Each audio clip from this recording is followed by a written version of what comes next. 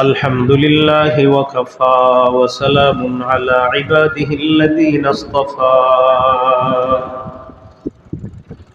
أما بعد فأعوذ بالله من الشيطان الرجيم بسم الله الرحمن الرحيم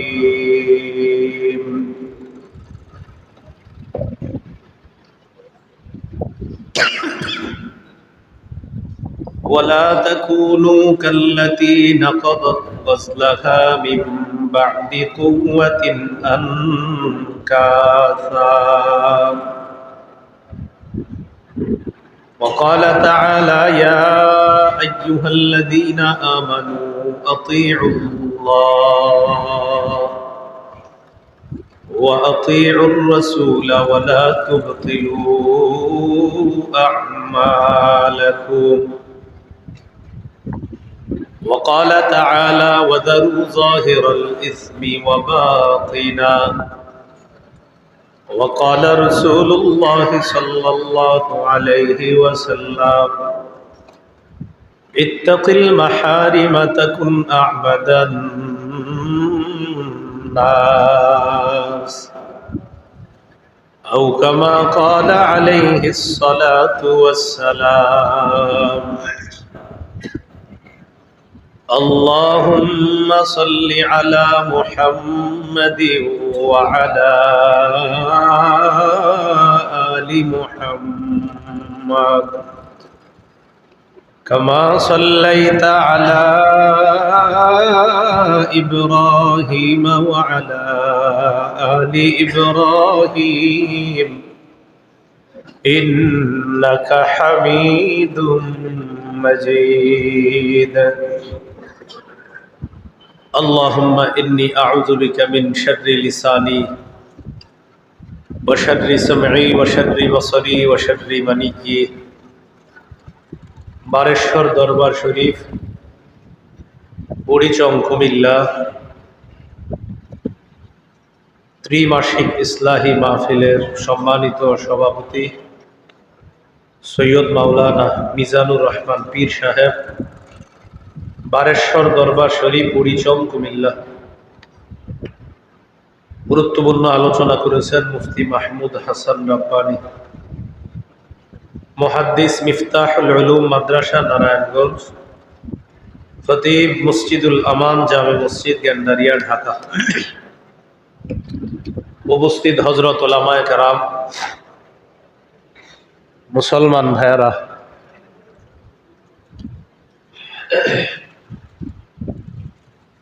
মাইকের আওয়াজ যদ্দূর যাচ্ছে বিভিন্ন স্থানে অবস্থানরত শ্রদ্ধেয় মা বোনেরা আল্লাহ পাক রব্বুল আলামিনের দরবারে শুকরিয়া আদায় করছি আল্লাহ আমাদেরকে এই মাহফিলে উপস্থিত হওয়ার তৌফিক দান করেছেন বলে আলহামদুলিল্লাহ।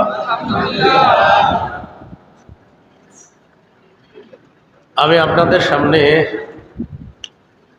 পবিত্র কোরআনের 3টি আয়াতে কারিমা তেলাওয়াত করলাম।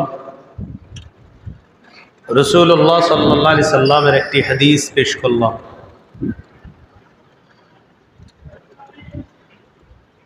আয়াত হাদিসকে সামনে রাখলে আজকের আলোচনার আলোচ্য বিষয় হলো রমজান পরবর্তী আমাদের করণীয় কি। রমজান মাসে অন্য মাসের চাইতে গুনাহ কম করেছি। আসলে কেন গুনাহ করার সুযোগটাই বেশি পাইনি রমজান। এক তো শয়তান আটক ছিল, দ্বিতীয়ত আমরা একটা নিয়মের মধ্যে রমজানের রোজাগুলা পালন করি। যেমন দেখেন যে মানুষগুলা সাধারণত রোজা রাখে না, এরা রমজানে অন্তত প্রথম 5-7টা রোজা রাখে। হয় আমি প্রথম 5টা রাখছি, কথার কথা। আমরা দোয়া করি যেন সবগুলা রাখে। তো এই যে 5টা উনি রাখলেন, রাখছে তো। এখন দেখবেন যারা সাধারণত রমজান ছাড়া একটু গুনাহ করে, এই মানুষগুলা দেখবেন এই 5-6টা রোজা যখন রাখে না, ওই রোজা রাখা অবস্থায় দেখবেন টুপিও পরে মসজিদেও যায়, প্রথম দিনের ফজর নামাজটা পড়ে, প্রথম দিনে এশা তারাবি পড়ে। তো এইভাবে আপনার দেখা যায় প্রথম 5-7টা 10 দিন সিয়ামগুলা গুরুত্ব সহকারে ওই মানুষগুলা পালন করে যারা সাধারণত সারা বছর ইবাদত বন্দেগী ততটা করে না। আর যারা সারা বছর ইবাদত বন্দেগী করে তারা মাশাআল্লাহ রমজানে ইবাদতের মাত্রা বাড়ায় দেয়। যেমন দেখেন ফজরের নামাজ আমরা জামাতের মসজিদে পড়ি, পড়ার পর এরপরে আমরা কিছু তাসবিহ ইত্যাদি আদায় করে একটা ঘুম দিই। যতক্ষণ ঘুমাইলাম গুনাহ তো করলাম না, সাহরি খাইলাম গুনাহ করলাম না, ফজর বললাম গুনাহ করলাম না। আচ্ছা গেল আপনার 8টা-10টা পর্যন্ত দিনের বেলা, 10টার দিকে ঘুম থেকে উঠা দোকানদার দোকানে চলে যায়, অফিসের চাকরিজীবী তারা যারা অফিসে চলে যায়। জোহরের নামাজটা আজান দেওয়ার পর দেখবেন রমজানের জোহরে প্রচুর মুসল্লি হয়। এর মানে বোঝা যাচ্ছে আপনার রমজান মাসে মানুষের ইবাদত করার একটা মানসিকতা অন্য মাসের চেয়ে বেশি থাকে। তো জোহর পড়ার পরে কি করে জানেন, দোকানদাররা বলেন অফিসাররা বলেন অপেক্ষা থাকে কখন বাসায় যাবো আর পরিবারের সাথে ইফতার করবো। তো এই একটা অপেক্ষা, এই একটা মানসিকতা তাদেরকে গুনাহ থেকে দূরে রাখে। আসরের নামাজটা পরে অফিস থেকে যাওয়ার সময় হয়তো রাস্তায় পড়ে বা অফিসের মসজিদে পড়ে বা বাড়ির পাশের মসজিদে পড়ে। আসর থেকে ইফতার পর্যন্ত মুসলমানরা দেখবেন সবচেয়ে বেশি আধ্যাত্মিকতার মধ্যে থাকে। ইফতার সামনে নিয়ে বসা দেখবেন অটোমেটিক মুখ দিয়ে বলে আস্তাগফিরুল্লাহ, সুবহানাল্লাহ, আল্লাহ মাফ করো, আল্লাহ আল্লাহ আল্লাহ মাফ করো। মানে এমনি মানুষের মুখ দিয়ে আল্লাহর নামটা প্রচুর আসে। মুসলমান সামনে ইফতার খানা, মনও চাইতেছে আপনার ঠান্ডা শরবতটা, কার মন না চায় পান করতে, খায় না কেন? আল্লাহ বলছে ইয়াদাউ তাআমাহু ওয়া শাহওয়াতাহু মিন আজলি, আমার বান্দা খাবার আর স্ত্রীর কাছে গমন করাটা রমজানে ত্যাগ করে আমারে খুশি করার জন্য। আল্লাহর হুকুম নাই বান্দা ইফতারে হাত দেয় না, কিন্তু মন চায়। এরপরে আপনার আজান দেয়, ইফতার করে। তার মানে দেখেন এই যে গুনাহ না করা অটোমেটিক, মানে আমরা গুনাহ করার সুযোগটা পাচ্ছি না। এজন্য তো আল্লাহ বললেন কুল্লু আমাল ইবনি আদম ইউদাআফুল হাসানাতু বিআশরি আমসালিহা ইলা 700 দি'ফিন ইল্লা আস-সাওম। আদম সন্তান যত আমল করে সব আমলের নেকি 10 থেকে 700 পর্যন্ত লিপিবদ্ধ করা হয়, রোজা ছাড়া। রোজা কি? আল্লাহ বলেন রোজার প্রতিদানটা এটা তারা লিখবে না, ফাইন্নাহু লি ওয়া আনা আজজি বিহি, বান্দা রোজা রাখে আমার জন্য, আমি এটার প্রতিদান দিই। এই জন্য দেখেন একটু চিন্তা করেন, রমজানে যদি আমরা কাউরে না জানায় খাই, কেউ দেখবে? রোজা রাখছি ঘরের দরজাটা লাগায় খাইলাম, কে দেখবে? রোজা রাখছি পানির নিচে ডুব দিয়ে এক ঢোক পানি পান করলাম, কে দেখবে? রোজা রাখছি আমি আড়ালে কোথাও গিয়ে 1 গ্লাস পানি পান করলাম, একটা জিলাপি খেয়ে ফেললাম, একটা পেঁয়াজ খেয়ে ফেললাম, কেউ দেখবে না। কিন্তু একজন দেখে, এই জন্য বান্দা খায় না। আল্লাহ কয় আরে এই জন্য তো রোজার প্রতিদানটা আমি আল্লাহ দিই, ও তো আমাকে খুশি করার জন্য করে। মাগরিব থেকে সবার মধ্যে একটা টেনশন, এই এশার আজান হবে আর নামাজে যাবো, আবার তারাবি করবো। তাহলে দেখেন রমজানের পরিবেশটাই আমাদেরকে গুনাহ করতে দেয় না। আবার দেখবেন যাদের ঘরে টিভি আছে এরা অন্তত রোজা রাখে, যখন আরেকজন যদি টিভি ছাড়ে টিভি ছাড়বে না, রোজা না। বুঝাইতে চাইলাম রমজানে যার ঘরে টিভি আছে ও এটা চিন্তা করে রোজা টিভি ছাড়বি না। রমজান আজীব এক মাস, আল্লাহ মানুষকে এমন একটা পরিবেশ তৈরি করে দেয়, মানুষ ইবাদতও বেশি করে, গুনাহও কম করে। সুবহানাল্লাহ। এই জন্য আমি আপনাদের সামনে যে বিষয়টা বলবো সেটা হলো, রমজানে তো এত ভালো কিছু করলাম, যেই মাত্র শাওয়ালের চাঁদটা দেখা গেছে, আপনাদের এই বারেশ্বর এলাকার কেউ না হলেও বাংলাদেশের কিছু কিছু যুবক শাওয়ালের চাঁদ দেখার আগে সাউন্ড বক্স রেডি করে রাখছে। বারেশ্বর না হইলেও বাংলাদেশে আছে।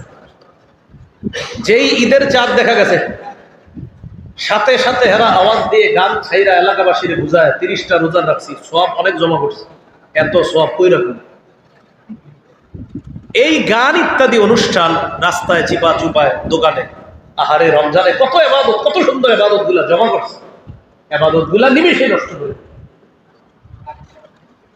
এই জন্য আমি আপনাদের সামনে যে আয়াতটা পড়ছি সূরা নাহলের 92 নম্বর আয়াত। আগে আমরা শিরোনামটা ঠিক করি, এরপরে আলোচনায় যাই।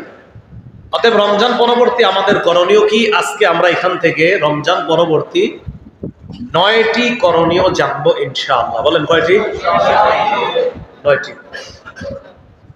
শাস্তে যদি কুলায় 9টা পর্যন্ত বল, মানে 9টি করণীয় পর্যন্ত বলবো, না কুলাইলে মাঝে ছেড়ে দিব।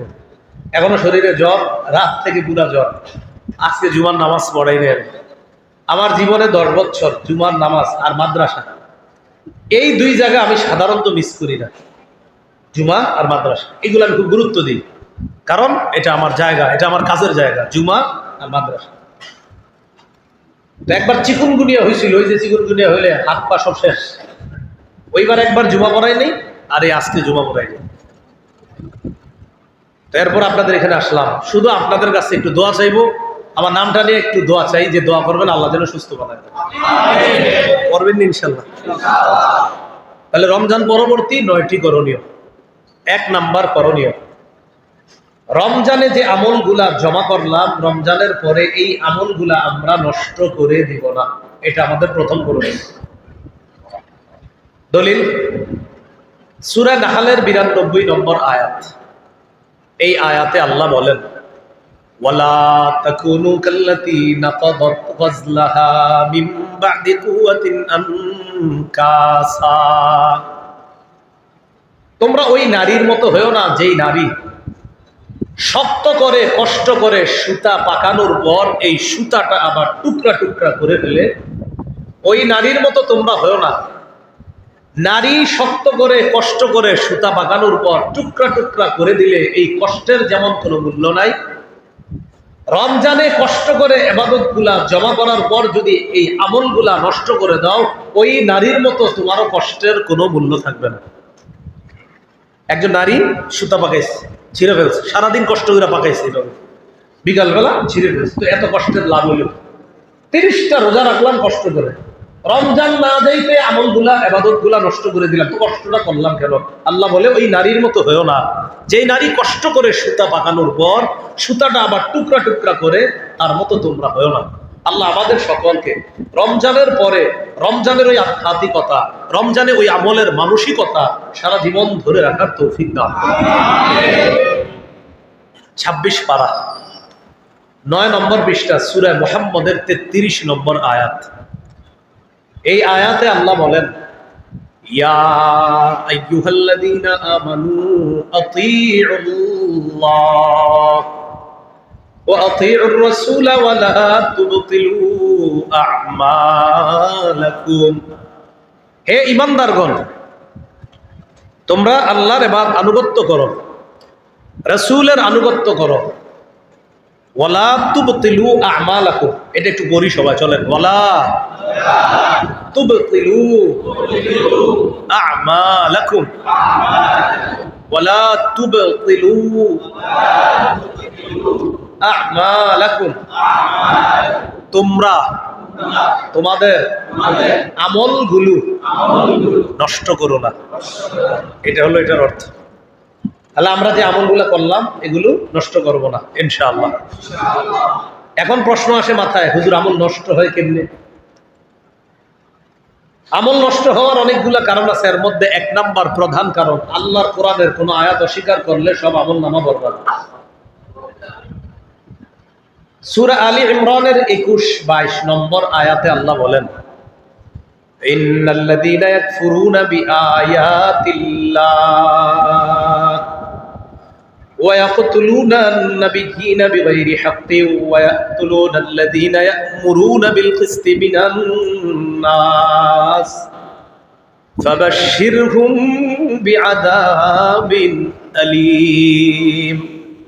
যারা আল্লাহর আয়াতকে অস্বীকার করে, কোরআনের 6235টা আয়াত একজন মানে, তো কোরআনের 6236টা আয়াতের মধ্যে 6235টা এক ব্যক্তি মানে।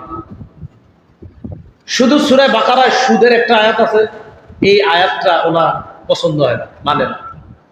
উনি কয় যে কোরআনের সব ভালো লাগে আমার, শুধু আহাল্লাল্লাহুল বাইআ ওয়া হাররামার রিবা, আল্লাহ ব্যবসাকে হালাল করেছেন, সুদকে হারাম করেছেন, এইটা খালি একটু ভালো লাগে না। কেন? ব্যবসায়ও লাভ হয়, সুদেও লাভ হয়, এটা হারাম কেন?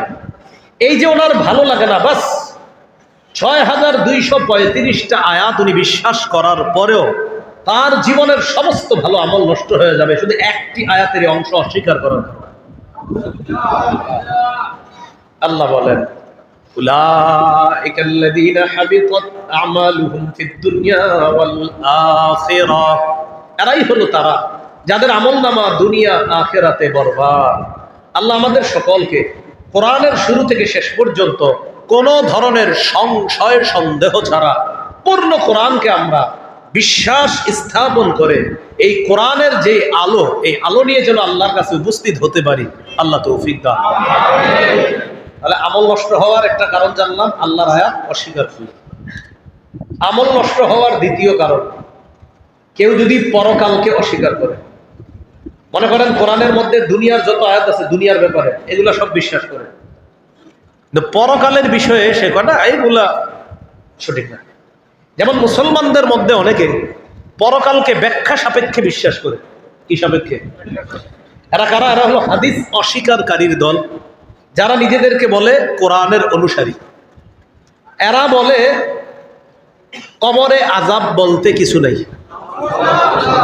অথচ রাসূলুল্লাহ সাল্লাল্লাহু আলাইহি সাল্লাম মাররা বিকবরাইন, দুটি কবরের পাশ দিয়ে গেলেন, যাওয়ার সময় বললেন ইন্নাহুমা লা ইউআযাবান, এই দুই কবরে আযাব হচ্ছে। কি হচ্ছে? কোরআনের অনুসারী বলে আযাব হয় না, রাসূল বলে আযাব হয়। কোরআনের অনুসারী শুধু কোরআন মানে, হাদিস মানে, কবরে আযাব হয় না, আর রাসূল বলে হ্যাঁ আযাব হয়। এখন আসেন, এরা বলে আযাব বিশ্বাস করে না কেন? কবরের কোরআনে নাই তাই বিশ্বাস করে না। তো আমি আবার জানেন, আমি সাধারণত কাউকে কটাক্ষ করে কথা বলি না, তো আমি তাদের ব্যাপারে ভালো ধারণা রেখে বলি, তারা কোরআন গবেষণা করতে করতে ওই আয়াত পর্যন্ত এখনো আসে নাই যে আয়াতে কবরের আযাবের কথা আছে। কিসের কথা? কোথায়? আয়াতে। হাদিস তো বললাম, তো হাদিস তো বিশ্বাস করে না, কোরআনের আয়াতে। তো আমি আবার সুধারণা রাখি, আমি বলি আসলে ওরা এতটুকু আসে না। আর আমার সুধারণাটাই সঠিক, কারণ এই আয়াতটা 24 পারা আছে, তো 1 থেকে 24 পারা আসতেও তো লম্বা সময়, তো এই জন্য সুধারণা মনে হয় 24 পারা এখনো আসে নাই। আমরা আশাবাদী আসবে, সেদিন ঈমান আনবে ইনশাআল্লাহ। তো 24 পারা 9 নম্বর পৃষ্ঠা আল্লাহ পাক রব্বুল আলামিন বলেন, 24 পারার 11 নম্বর পৃষ্ঠা আল্লাহ পাক রব্বুল আলামিন সূরা মুমিনের 46 নম্বর আয়াত বলেন। কোন সূরা? সূরা মুমিন, আয়াত নম্বর 46। এই সূরাটাকে সূরাতুল গাফিরও বলা হয়, গাফির বা মুমিন। এই সূরার 46 নম্বর আয়াত, 24 পারা, হাফিজি কোরআন মাজিদ অনুযায়ী 11 পৃষ্ঠা। আল্লাহ বলেন, আন্নারু ইউরাদুনা আলাইহা গুদুওয়ান ওয়া আশিয়্যা ওয়া ইয়াওমা তাকুমুস সাআতু আদখিলু আলা ফিরআউনা আশাদ্দাল আযাব। আল্লাহ বলেন, কিয়ামতের আগ পর্যন্ত ফেরাউনের বাহিনীকে সকাল সন্ধ্যায় আযাবের সামনে কবরে রাখা হবে। আল্লাহ বলেন, ফেরাউনের বাহিনীকে কিয়ামত পর্যন্ত সকাল সন্ধ্যায় আগুনের সামনে রাখা হয়। কিয়ামত যেদিন হবে সেদিন আল্লাহ বলবে, আদখিলু আলা ফিরআউনা আশাদ্দাল আযাব। ফেরেশতাদেরকে বলবে, ফেরাউন বাহিনীকে তোমরা কবরে যে আযাব দেখাইছো এর চেয়ে ভয়ঙ্কর আযাব জাহান্নামে নিক্ষেপ করো।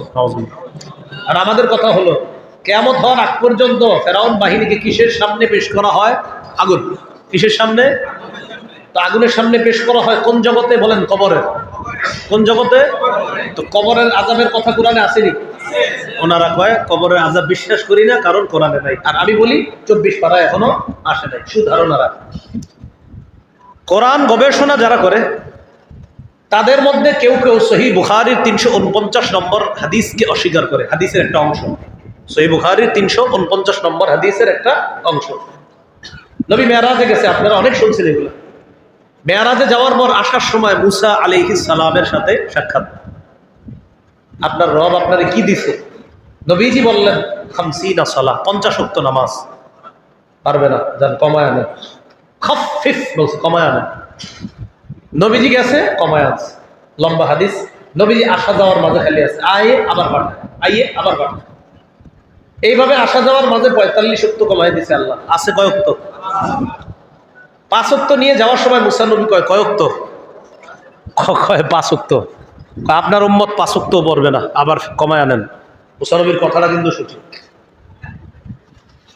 কথাটা সঠিক ছিল। তো আমাদের নবী বললেন ইস্তাহইয়াইতু রব্বি, আমার লজ্জা লাগতেছে একটা বিষয়, কতবার আল্লাহরে বলছি, আল্লাহ মায়া করে কমায় দিচ্ছে, থাক 5 ওয়াক্ত নিয়ে চলে যাবে। সুবহানাল্লাহ। আমাদের নবী রওনা করলেন দুনিয়াতে। আল্লাহ বললেন হাবিব লা ইউবাদদালুল কওলু লাদাইয়া, আমার কথার কোনো পরিবর্তন হবে না। আপনাকে দিয়েছিলাম 50, মায়া করে কমায়া দিছি 45, আছে 5। আমার কথা আমি ঠিক রাখলাম। আপনার উম্মতকে 5 ওয়াক্তই পড়তে বলেন, কথা আগেরটাই, সব 50 ওয়াক্ত। সব কোরআনের অনুসারী দাবিদার বলছে এই কথাটা বিশ্বাস করেন। কেন? একদিনে 50 ওয়াক্ত নামাজ আল্লাহ কেন দিবে উম্মতরে? তো বলতেছে এটা অসম্ভব, এটা নাকি বুখারীর মধ্যে মিথ্যা কথা আসছে। বুখারী, কোরআনের পরে সবচেয়ে বিশুদ্ধ গ্রন্থের নাম কি? 349 নম্বর হাদিসে নাকি এটা মিথ্যা কথা। তো আমার এই কথাটা যখন বলছে, জানেন আল্লাহর কি কুদরত, একদম সত্যি কথা। আমি গাড়িতে বসা, এক ভাই বলছে, তো যেই ভাই বলছে ওনার মাদ্রাসায় এক ব্যক্তি 1 লক্ষ টাকা মাসে অনুদান দিত। ওই লোক কোনো কারণে আপনার ওই কোরআনের অনুসারী আহলে কোরআন, এখন আর উনি ওই মাদ্রাসায় 1 লক্ষ টাকা দেন না। কেন? ওই মাদ্রাসায় হাদিস পড়ানো হয়, এই জন্য দিব না, শুধু কোরআন পড়াইলে দিব। নুরানিতে বাচ্চাদেরকে পড়ায় না, ক্বালা রাসূলুল্লাহ সাল্লাল্লাহু আলাইহি ওয়াসাল্লাম আখলিস দীনাকা ইয়াকফিকাল আমালুল কলিল। বাচ্চারা পড়ে না কবে? তোরা কোরআনও পড়ে, আবার হাদিস 40টা হাদিস ওরা মুখস্থ করে বলতে হবে। হাদিস কেন পড়ে? এই জন্য উনি আর অনুদান দিবে না। তো যার মাদ্রাসায় দিবে না উনি গাড়িতে বসে।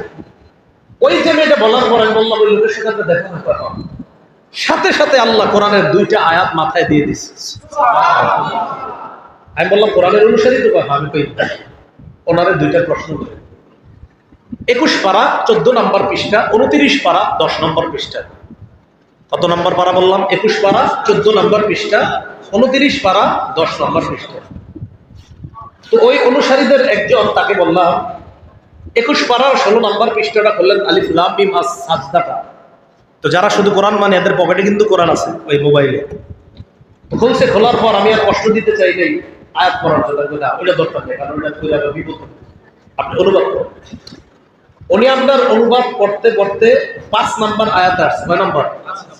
ওই আয়াতে আছে কানা মিকদারুহু আলফা সানাতিন মিম্মা তাউদ্দুন, কিয়ামতের একদিন হবে 1000 বছরের সমান। তোমাদের গণনা অনুযায়ী কয় হাজার বছর? কারণ আপনারা বলেন তো 50 বেশি না 1000 বেশি?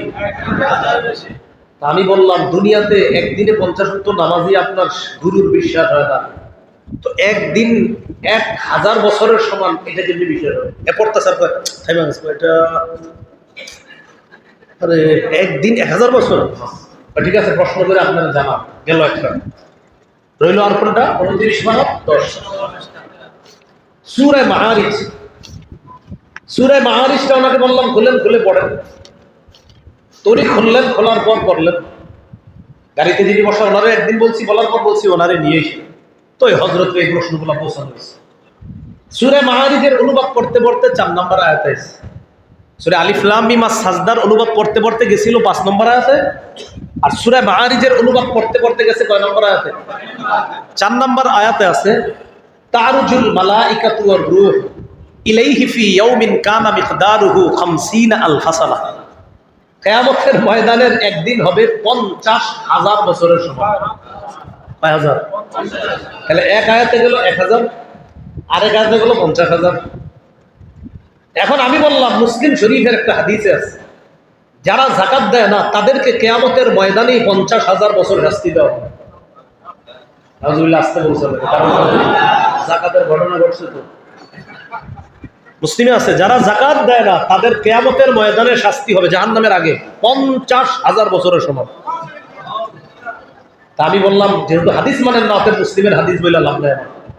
কোরআনের 2টি আয়াত বলে দিলাম। এখন ওই যে শিষ্য একদিন 50,000 বছর, আল্লাহ তো বলা নেই। তা আমি বললাম দেখেন আমি ভালো ধারণা রাখি, সম্ভবত আপনার গুরু পড়তে পড়তে এখনো 21 পারায় আসে নাই, আর 29 পারায় আসে নাই।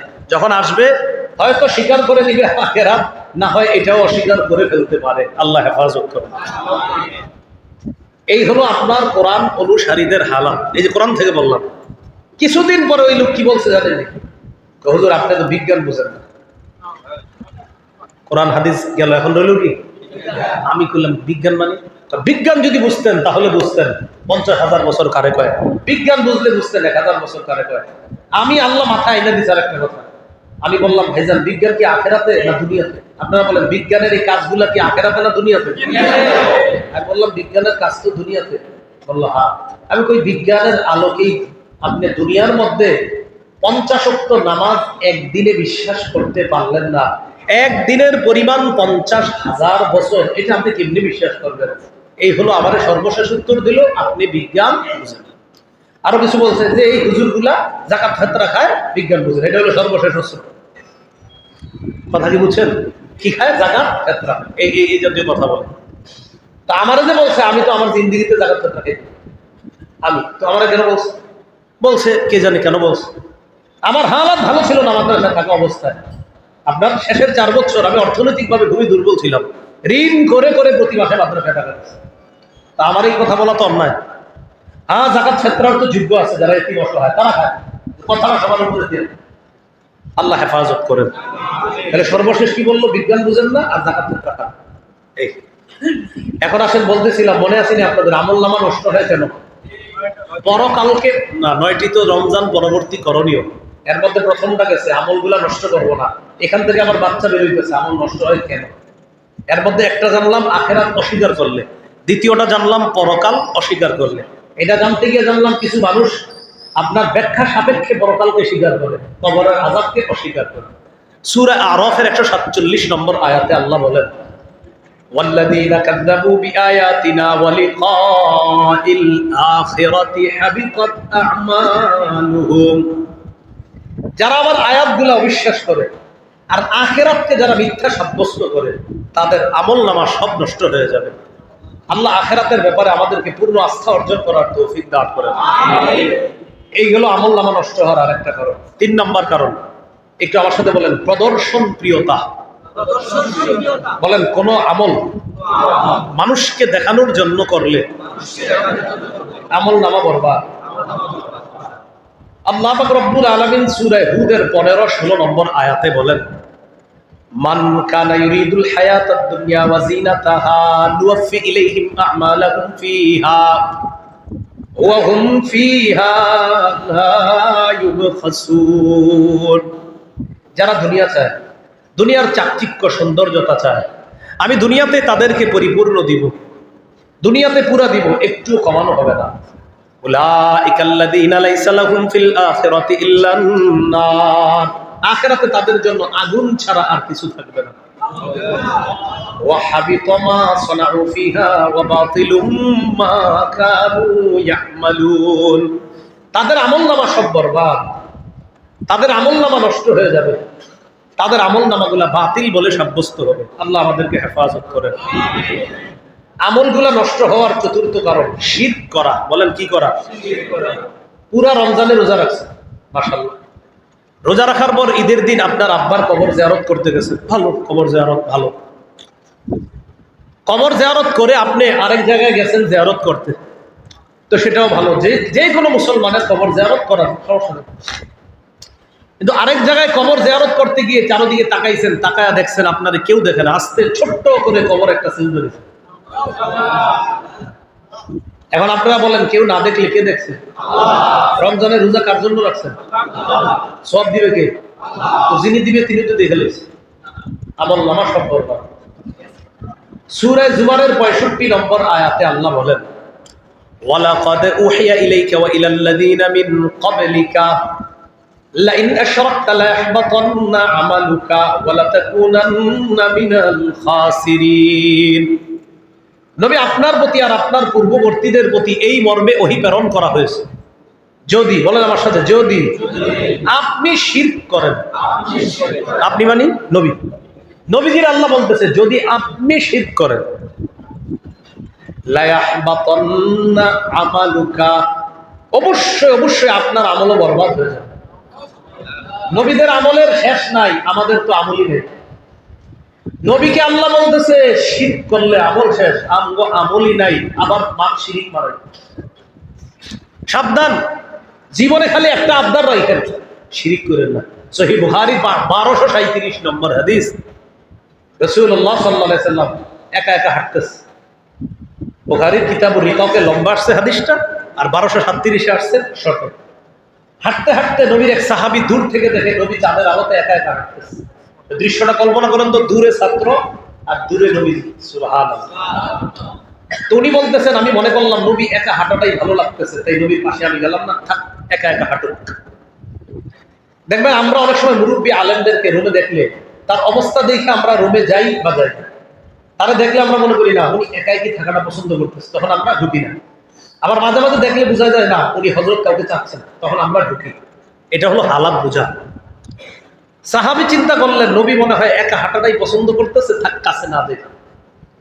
অনেকক্ষণ হাঁটতে হাঁটতে হঠাৎ ইলতাফাতা ইলাইয়া, নবীজি আমার দিকে তাকাইলেন। এবার তাকায় এবার বলতেছে, মান কে? সুবহানাল্লাহ। সাহাবী বললেন, হুজুর আমি। ও আচ্ছা, আসো এদিকে আসো। সুবহানাল্লাহ। আসার পর হাত ধরেন এইভাবে পাশাপাশি, এতক্ষণ ছিল দূরে, এইভাবে এখন এইভাবে পাশাপাশি নবী আর সাহাবী হাঁটতেছে, আশেপাশে আর কেউ নাই। হজে উমরায় গেলে মাঝে মাঝে একটু ভাববেন এগুলা, যে আমার নবী, আমার নবীর সাহাবীগণ এদিক দিয়ে হাঁটছে। হিজরা রাস্তায় যখন আপনারা হাঁটেন হজ উমরায় গেলে একটু ভাববেন, আমার নবী ঠিক এই রাস্তাটা দিয়ে বেরোছে, আবু বকর সিদ্দিক এই রাস্তাটা দিয়ে বেরোছে। আহারে নবী এদিকটা যাইতে যাইতে বারবার মক্কার দিকে তাকাইছে, বারবার তাকাইছে, আমার মাতৃভূমি, আমি ছেড়ে চলে যাচ্ছি। ওই দিক দিয়ে গিয়ে ঘুরে মদিনার রাস্তা ধরছে। এই রাস্তাটাই আমি হজের সফরে, না হইলে আপনার সম্ভবত 500 বারের কম হবে না ওই রাস্তাটা, খালি বারবার হাঁটছি আর চিন্তা করছি।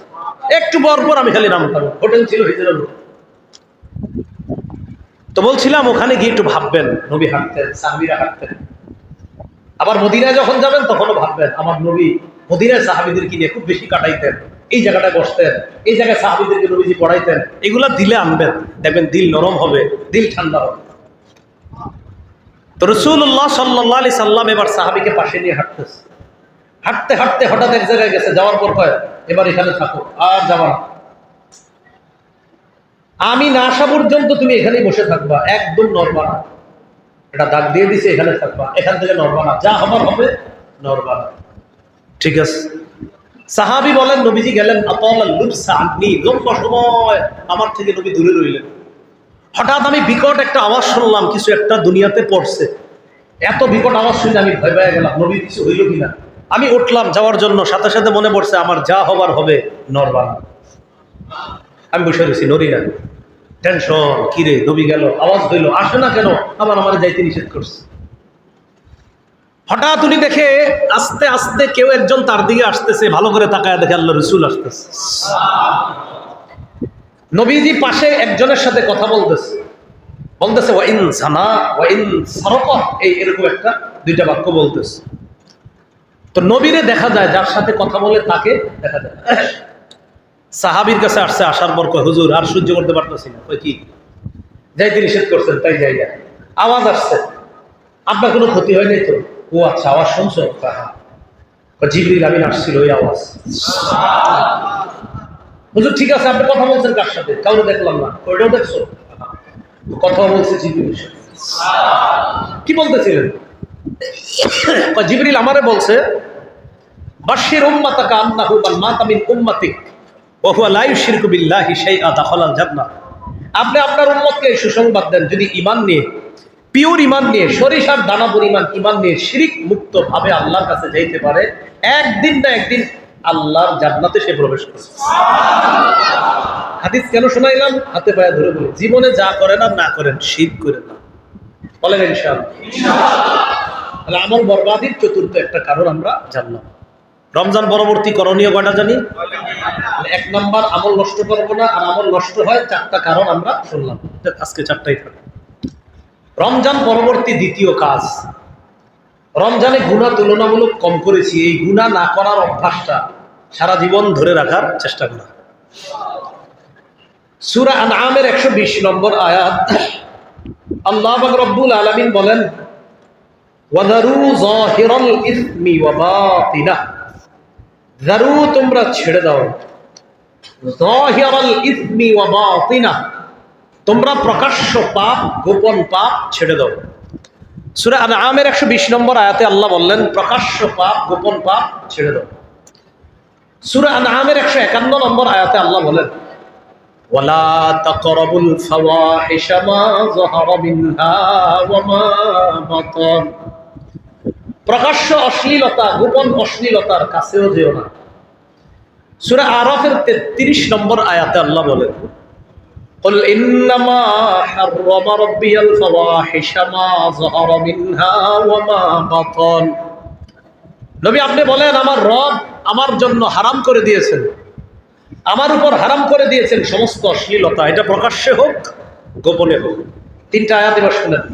গুনাহ ছেড়ে দাও, 2 গুনার কাছেও যেও না, 3 নবী আপনি বলেন আমার রব প্রকাশ্য গোপন অশ্লীলতা হারাম করেছেন।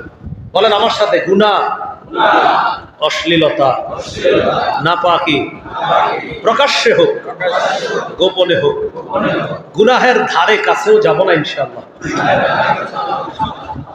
তিরমিজির বর্ণনা 2305 নম্বর হাদিস।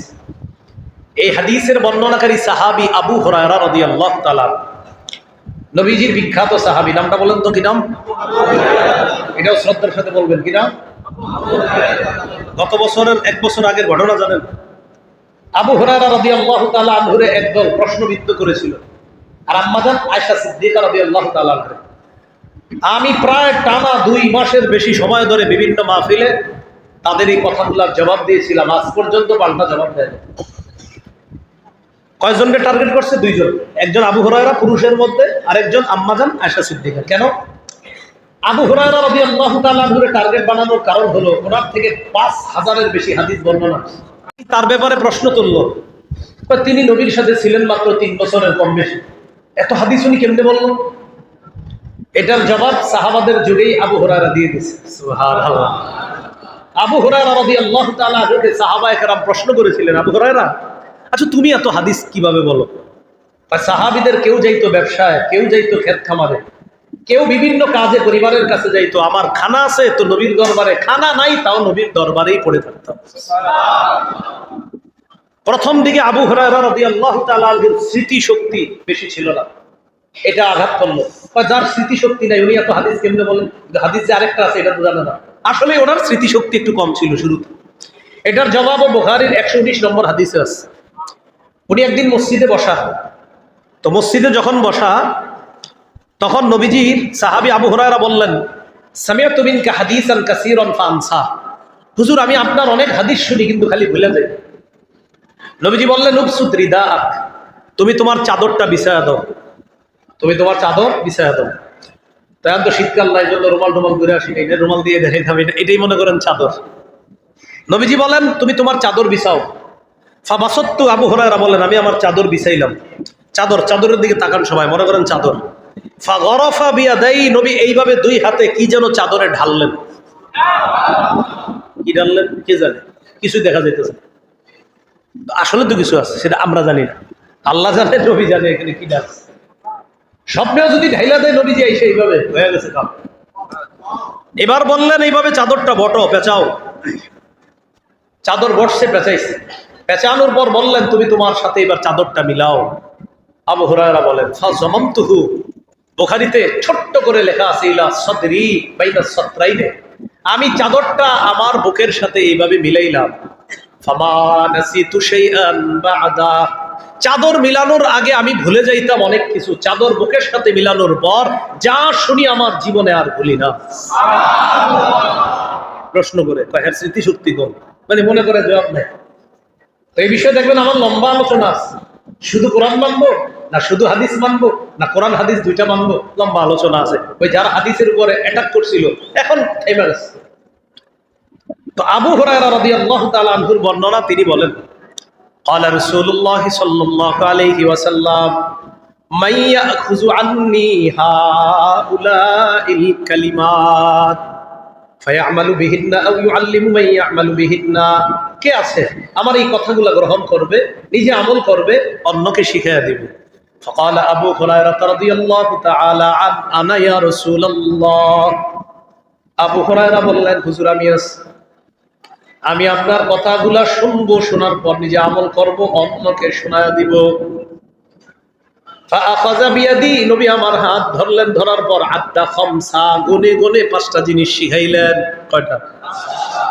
1 নাম্বার, ইত্তাকিল মাহারিমা তাকুন আবাদান নাস। হারাম কথা, কর্ম, কাজ, নিষিদ্ধ কাজ ছেড়ে দাও, তুমি পৃথিবীর শ্রেষ্ঠ আবেদ হয়ে যাবা।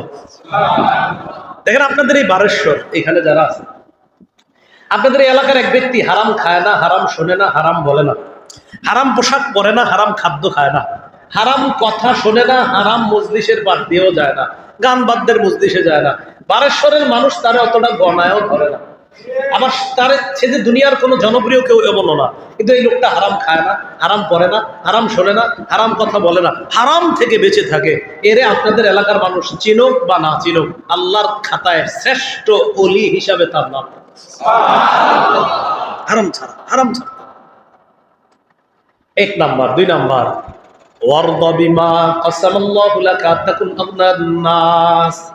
আল্লাহ তোমার জন্য যা বন্টন করে দিয়েছেন এতে খুশি থাকো। তুমি হবা মানুষের মাঝে সবচেয়ে স্বনির্ভর বান্দা, মনের দিক থেকে সবচেয়ে ধনী মানুষ হয়ে যাবা। ভাই আজকে লাভ হয়েছে? আলহামদুলিল্লাহ। আজকে কত? 30 টাকা, আলহামদুলিল্লাহ। আজকে কত? 3000, আলহামদুলিল্লাহ। ভাই আজকে কত? 30,000, আলহামদুলিল্লাহ। আজকে সমান সমান, আলহামদুলিল্লাহ। আজকে হুজুর একটু লস আছে আজকে, আলহামদুলিল্লাহ। এই মেয়ে আপনি আলহামদুলিল্লাহ লসেও বলেন, লাভেও বলেন, ঘটনা কি? রব যা ফয়সালা করেছে এটা মেনে নিয়েছি, তাই আমি লসেও আলহামদুলিল্লাহ, 5 টাকা লাভেও, 5,000, 50,000 লাভেও বলি আলহামদুলিল্লাহ। নবীজি বলেন তুমি পৃথিবীর সবচেয়ে ধনী মানুষ, কারণ তোমার কোনো অভিযোগ নাই। 3 নাম্বার, ওয়া আহসিন ইলা জারিকা তাকুন মুমিনা। প্রতিবেশীর সাথে উত্তম আচরণ করো, খাঁটি ইমানদার হয়ে যাবে। প্রতিবেশী রাখেন। এই বছর ঈদে আপন ভাই ভাইয়ের খবর নিছেননি? পাশাপাশি এরা ভাইয়েরা ভাইয়েরা এখন আলাদা, মনে করেন 5 ভাই, বড় সংসার আলাদা হয়ে গেছে, পাশাপাশি ঘর। তো প্রতিবেশী তো পরে, আপন ভাইয়ের খোঁজ নিছেননি? গরুর গোস্ত পাঠাইছেন রান্না করে? হ্যাঁ, অফিসের কলিগদেরকে দাওয়াত দিয়ে হয়েছেন, আপন ভাইয়ের ঘরে পাঠাইছেন সবাই? ভাই ভাইয়ে অভিমানে ভাতিজা চাচারে সালাম দেয় না।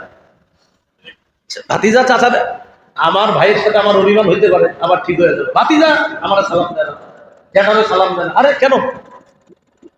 আমার বাবা আর আমার চাচার মধ্যে তারা ভাই, ঝগড়া মানবিমান হইতে পারে, আবার ঠিক হবে। তুমি ভাতিজা সালাম দেবে? ভাতিজা সালাম দেয়, আপন ভাই 2 জন খোঁজ নেয় না। 10 বছর ভাই ভাইরে সালাম দেয় না। আমি কি গোরাম টিপের বলতেছি? প্রতিবেশীর হক, ভাইয়ের তো হক আদায় করে। আপন ভাই অফিসের বন্ধুদেরকে দাওয়াত দিয়ে খাওয়াইতেছে, ভাইয়েরা। রাসূল বলেন আহসিন ইলা জারিক তাকুন মুমিনা। প্রতিবেশীর সাথে উত্তম আচরণ করো, খাঁটি মুমিন হবা।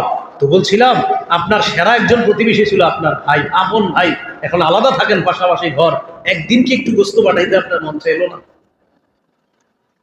4 নাম্বার, ওয়া আহিব্বা লিন্নাস মা তুহিব্বু লিনাফসিকা। আচ্ছা, ওয়াদা করেন আমাদের বাপ চাচাদের মাঝে কখনো তর্ক হইলে, ভাতিজা যারা আছি আমরা তাদের সাথে রাগ করবো না, বলেন ইনশাআল্লাহ। তাদের মাঝে তর্ক চলুক, আমি আমার চাচাকে সালাম দিব, আমি আমার জ্যাঠাকে সালাম দিব, আমি আমার চাচাকে চা খাওয়াবো, আমি আমার চাচাকে খানা খাওয়াবো, বলেন ইনশাআল্লাহ। তাদের মাঝে মানবিমান চলুক, আমরা ঠিক থাকবো। 4 নাম্বার, ওয়া আহিব্বা লিন্নাস মা তুহিব্বু লিনাফসিকা। নিজের জন্য যা পছন্দ করো, অপরের জন্য তা পছন্দ করবা, তাকুন মুসলিমা, খাঁটি মুসলমান হয়ে যাবে। 5 নাম্বার, ওয়ালা তুকসিরিদ দিহকা। বেশি হাসবা না, ফাইন্নাকা সারাতাদ দিহকি তুমিতুল কলবা। সবাই বলেন, বলেন বেশি হাসি, অধিক পরিমাণে হাসা অন্তরকে মৃত বানিয়ে দেয়। অধিক পরিমাণে হাসা অন্তরকে কি বানিয়ে দেয়? মৃত বানিয়ে দেয়। তো এই জায়গায় 1 নাম্বার কি ছিল? হারাম থেকে বাঁচো, হারাম থেকে বাঁচো, গুনাহ থেকে বাঁচো। রমজান পরবর্তী 2য় কাজ, গুনাহ ছাড়ার অভ্যাসটা ধরে রাখবো, বলেন ইনশাআল্লাহ। রমজান পরবর্তী 3য় কাজ, বলেন হেদায়েতের বিপরীতে পথভ্রষ্টতা গ্রহণ করব না। মুসা নবীর জামানায় ব্যক্তি ছিল নাম্বার আম। লাম্মা নাজালা মুসা বিল জাব্বারিনা, ইবনে কাসির আছে, মুসা নবী জাব্বারিনদের এলাকায় অবতরণ করলো জিহাদ করার জন্য। জালেম সম্প্রদায় জানতে পারলো মুসা নবীর সাথে পারা সম্ভব না। এলাকায় এক ব্যক্তি আছে নাম বালআম, এই বালআম দোয়া করলেই কবুল হয়ে যায়। জালেমরা পরামর্শ করলো এক কাজ করি, মুসার বিরুদ্ধে গিয়ে ওই বালআমকে দোয়া করতে বলি, জিহাদও করা লাগলো না, যুদ্ধও করা লাগলো না, আমরা অটোমেটিক বিজয় লাভ করব বলি, সেজন্য মুসার ধ্বংসের জন্য বদদোয়া করে। যেই ভাবনা সেই কাজ। মুসা নবীর কাছে গেছে, বালআমের কাছে গেছে, বালআম মুসা নবীর বিরুদ্ধে বদদোয়া করো। বালআম কয় আমার কথা আল্লাহ কবুল করে, আর মানে কি নবীর বিরুদ্ধে কবুল? এটা তো কবুল হবেই না, উল্টা আমার ক্ষতি হবে। তুমি করো। রাজি করাইতে পারে না, এর বউরে দিয়া অর্থের লোভ দেখায়া বালআমরে রাজি করাইছে। বউ রাজি করাইছে, আরে আপনি খালি একটু কইবেন, সমস্যা কি, টাকা কোথা পাইবেন প্রচুর। ওয়ালাকিন্নাহু আখলাদা ইলাল আরদ, দুনিয়ার প্রতি ঝুঁকে পড়লো, পাহাড়ের উপর উইঠা মুসা নবীর বিরুদ্ধে বদদোয়া করলো। সাথে সাথে কুকুরের মতো শুকরের মতো জিহ্বাটা বের হয়ে গেল। কেউ কেউ লেখছে নাভি পর্যন্ত জিহ্বাটা এসে গেছে। লোকটার কাছে হেদায়েত ছিল, দুনিয়ার কাছে হেদায়েতটা বিক্রি করে পথভ্রষ্টতা গ্রহণ করছে। সূরা আরাফের 175 176 নম্বর আয়াতে আল্লাহ বলেন, ওয়াতলু আলাইহিম নাবা আল্লাযী আতাইনাহু আয়াতিনা ফানসালাখা মিনহা ফাআতবাআহু আশ-শাইতানু ফাকানা মিনাল গাবিন ওয়ালাউ শি'না লারাফা'নাহু বিহা ওয়ালাকিন্নাহু আখলাদা ইলাল আরদি ওয়াত্তাবা'a হাওয়া ফামাতালুহু কামাতালিল কালব। নবী ওই ব্যক্তির ঘটনা তাদেরকে শোনান যাকে আমি আমার নিদর্শনাবলী দিয়েছিলাম, সে তা থেকে বিচ্যুত হয়ে গেল, শয়তান তার পিছু নিল, পথভ্রষ্টদের অন্তর্ভুক্ত হয়ে গেল। আমি চাইলে তাকে অনেক উঁচু করতে পারতাম, কিন্তু সে দুনিয়া গ্রহণ করেছে, নফসের পূজা করছে, নফসের অনুসরণ করছে, তার দৃষ্টান্ত কুকুরের মতো হয়ে গেল। মাসালুহু কামাসালিল কালব, তার দৃষ্টান্ত হলো কুকুরের দৃষ্টান্তের মতো। এইভাবে কুকুরের মতো জিহ্বাটা বের হয়ে গেছে। আল্লাহ আমাদের সকলকে হেদায়েতের উপর অটল থাকার তৌফিক দান করুন। 4 নাম্বার, শয়তানে আটক ছিল কে? শয়তান কতদিন আটক ছিল? 1 মাস। শয়তানের মন মেজাজ খারাপ হলো, কারণ 1 মাস বন্দী ছিল। এখন আম করে চেষ্টা করতেছে কেমনে ধোকা দেওয়া যায়।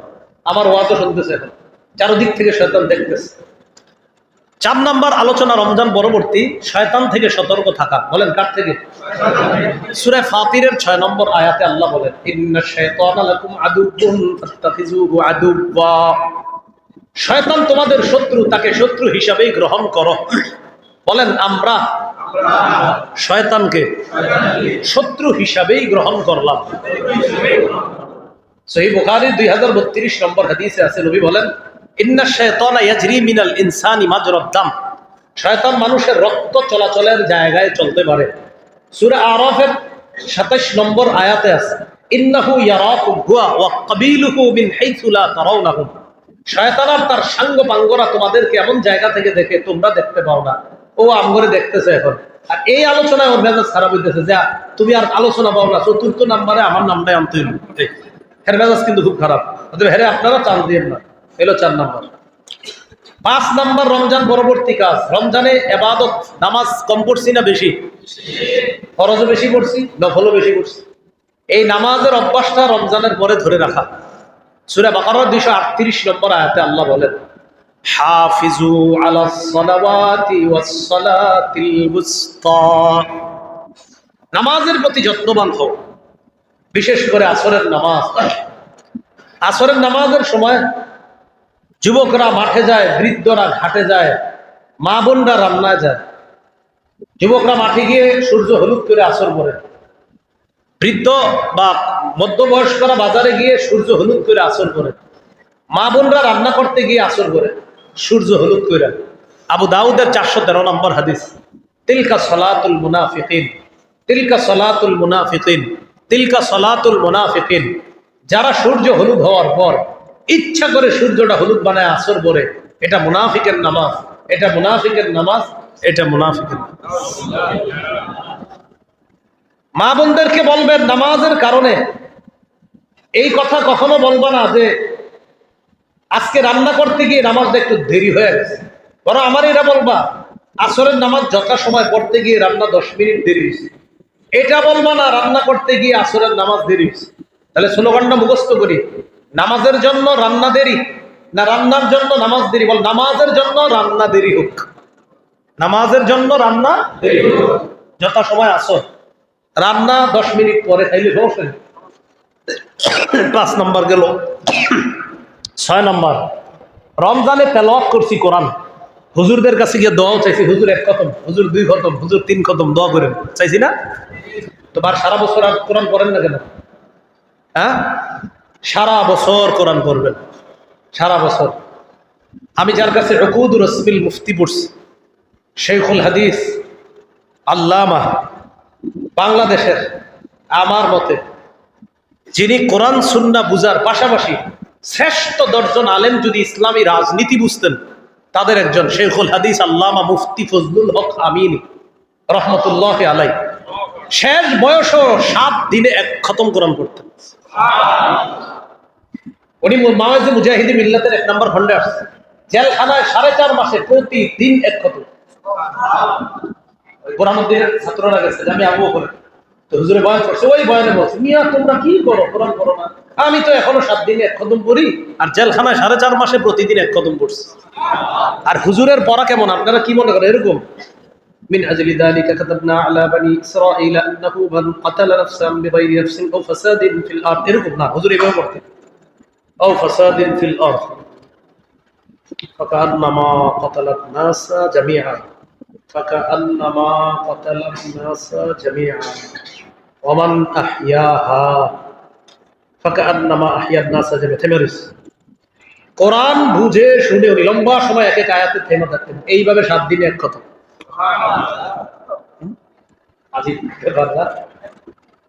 আমাদের মাদ্রাসার হাদিসের কিতাব পড়া হুজুরের 5 বছরের শাগরেদ মাওলানা মুফতি আলামিন আজাদ ভাই, ওনার কাছে আরো শুনতে পারবেন, একদম নগদ ঘটনা। এটা তো হুজুর মসজিদে বলছিলেন। কোরআন তেলাওয়াতের অভ্যাস সারা জীবন ধরে রাখবেন, ডেইলি কোরআন খুইলা তেলাওয়াত করা। আল্লাহ বলেন, মান শাগালাহুল কোরআন ওয়া যিকরি আন মাসআলাতি, কেউ যদি কোরআন পড়ার কারণে আমার কাছে চাওয়ার সময় না পায়, আল্লাহ এটা দেন ওটা দেন, সময় পায় না কেন? কোরআন পড়ে। জিকির করার কারণে বলতে সময় পায় না, আল্লাহ আমার এটা দেন ওটা দেন। আল্লাহ বলেন, আতাইতুহু আফযালা মা উতিস সাইলিনা, যারা চায় তাদেরকে যা দেই, কোরআন আর জিকির করার কারণে যারা চাইতে পারে না, এদেরকে এর চেয়ে আরো ডাবল দিব, এর চেয়ে আরো বেশি দান করব। 6 নম্বর, কোরআন পড়ার অভ্যাস ধরে রাখেন। 7 নম্বর, কাসরাতু যিকরিল্লাহ, বেশি বেশি আল্লাহ জিকির করা। 8 নম্বর, সুহবাতুস সাদিকিনা, আল্লাহ ওয়ালাদের কাছে বেশি বেশি যাওয়া। সূরা তাওবার 119 নম্বর আয়াতে আছে, ইয়া আইয়ুহাল্লাযীনা আমানুত্তাকুল্লাহ ওয়া কুনু মা'আস সাদিকিন, হে ঈমানদারগণ আল্লাহকে ভয় করো, সত্যবাদীদের সাথে থাকো। আয়াতের আগে পরে মিলাইলে বোঝা যায়, আল্লাহরে ভয় করা শিখতে হইলে আল্লাহ ওয়ালাদের কাছে যাওয়া লাগবে। আল্লাহ ওয়ালাদের কাছে গেলে কি লাভ? শুধু যারা যাবে তারাই বুঝবে, এটা বুঝানো যাবে না, গেলেই বুঝবেন। এদের কথায় কোনো সুর সার থাকে না, বাকি নূর থাকে, বুঝে নেই? তাদের কথায় সুর থাকে না, কি থাকে? নূর, নূর। এক এক কথা দেখবেন কলিজা ছিঁড়া ঢুকবে, দিল থেকে অহংকার, হিংসা, পরশ্রীকাতরতা, লোভ লালসা বের হয়ে যাবে তাদের বয়ান। এই আল্লাহ ওয়ালাদের কাছে যদি পারেন সপ্তাহে 1 দিন কোনো মজলিসে যায়। আপনাদের মাশাআল্লাহ কুমিল্লা তো আশেপাশে অনেক জায়গায় হয় মজলিস, তো যাইতে পারেন, যেই জায়গায় আল্লাহ ওয়ালাদের মজলিস হয়ে যাবেন। 9 নম্বর, সর্বশেষ কথা, শাওয়াল মাসের 6টা রোজা রাখা। সহিহ মুসলিমের বর্ণনা, মান সামা রমাদান সুম্মা আতবাহু সিত্তাম মিন শাওয়াল কানা কাসিয়ামিদ দাহরি কুল্লি, কেউ যদি শাওয়ালের 6টি রোজা রাখে, রমজানের পুরা রোজা রাখার পর শাওয়ালের 6টি রোজা রাখে, ওই ব্যক্তিকে আল্লাহ সারা বছর রোজা রাখার সওয়াব দান করে। মা বোনরা যদি এই 6টা রোজা রাখে, তাদেরকে মাসালা বলে দিবেন। রমজান মাসে আল্লাহ প্রদত্ত অসুস্থতার কারণে তারা যেই কয়টা রোজা রাখতে পারে নাই, ওইগুলা আলাদা রাখতে হবে। শাওয়ালের ফজিলত অর্জন করতে চাইলে 6 রোজা আলাদা রাখতে হবে। কেউ না হেসে শ্রদ্ধার সাথে শুনি, কোন মা বোনের এই রমজানে আল্লাহ প্রদত্ত অসুস্থতার কারণে 5 দিন রোজা রাখতে পারে নাই, তিনি কর্তব্য হিসাবে 5টি রোজা আলাদা রাখতে হবে রমজানের পরে। শাওয়ালের 6 রোজা রাখতে চাইলে আলাদা রাখতে হবে। অনেক মা বোনরা ওই কর্তব্য রোজার সাথে শাওয়ালের রোজার নিয়ত করে, হবে না, তাদাকুল হবে না, হ্যাঁ, একটা আরেকটার সাথে মিলাইলে হবে না। তাহলে ভাঙতি রোজা আলাদা আর শাওয়ালের রোজা আলাদা। তাহলে কয়টা করণীয় জানলাম? 9টা। 1 নাম্বার করণীয়, আমল নষ্ট করা যাবে না। 2 নাম্বার, গুনাহ ছেড়ে দেওয়ার অভ্যাস ধরে রাখতে হবে। 3 নাম্বার, হেদায়েতের বিপরীতে পথভ্রষ্টতা গ্রহণ করা যাবে না। 4 নাম্বার, শয়তানকে শত্রু হিসাবে গ্রহণ করা, তার থেকে সতর্ক থাকা। 5 নাম্বার, ফরজ সুন্নত ওয়াজিবের পাশাপাশি নফলের যে অভ্যাস হয়েছে রমজানে সবগুলো অভ্যাস ধরে রাখা। 6 নাম্বার, তিলাওয়াতুল কোরআন রমজানে অভ্যাস ছিল, এই অভ্যাসটা জারি রাখা। 7 নাম্বার, জিকির আজগার অন্য মাসের চেয়ে রমজানে বেশি করেছি, সুবহানাল্লাহি সুবহানাল্লাহি ওয়া বিহামদিহি সুবহানাল্লাহিল আযীম সহ আরো অনেক জিকির আমরা, আস্তাগফিরুল্লাহ, লা ইলাহা ইল্লাল্লাহ, সুবহানাল্লাহ, আলহামদুলিল্লাহ, এগুলো পড়েছি আমরা। সুবহানা রাব্বিয়াল আযীম অন্য মাসের চেয়ে রমজানে বেশি পড়ছি। সুবহানা রাব্বিয়াল আ'লা অন্য মাসের চেয়ে রমজানে বেশি পড়ছি। সেজদা অন্য মাসের চেয়ে রমজানে বেশি দিছি। রুকু অন্য মাসের চেয়ে রমজানে বেশি দিছি। তো জিকির মানি নামাজ, জিকির মানিও তেলাওয়াত, আবার জিকির মানি সুবহানাল্লাহ, আলহামদুলিল্লাহ পড়া, এগুলাও ধরে রাখার চেষ্টা করা। 8 নাম্বার, আল্লাহওয়ালাদের কাছে যাওয়া। 9 নাম্বার, শাওয়াল মাসের 6টি রোজা রাখা। সুবহানাল্লাহি ওয়া বিহামদিহি সুবহানাকাল্লাহুম্মা ওয়া বিহামদিকা আশহাদু আল্লা ইলাহা ইল্লা আনতা আস্তাগফিরুকা ওয়া আতুবু ইলাইক। সভাপতি সাহেব দোয়া করবে ইনশাআল্লাহ, এরপর আমরা এখান থেকে যাব। আল্লাহ আমাদের সকলকে যে কথাগুলো শুনলাম বললাম আমল করার তৌফিক দান করেন। সবার কাছে সুস্থতার দোয়া আছে, জান্নাতে যাতে একসাথে আবার দেখা করতে পারি এই প্রত্যাশায়। আসসালামু আলাইকুম ওয়া রাহমাতুল্লাহি ওয়া বারাকাতুহু।